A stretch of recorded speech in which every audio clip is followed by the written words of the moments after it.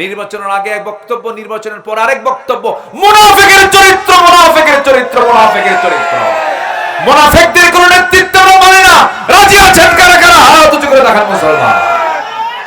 দুই দিকে থাকে, কিন্তু কে বোঝা যায় না কোন দিকে থাকে।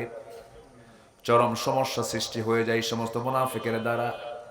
একই ব্যক্তি দরবারে বসেছে, দরবারে বসে হক বাতিলটাকে নিরূপণ না করে যেদিকে টাকা বেশি দেয় দুই দিকে টাকা খায়, যেদিকে টাকা বেশি দেয় সেই দিকে মামলার রায়টা দিয়ে দেয়। এরকম মাতব্বর তো নাটোর জেলায় নাই।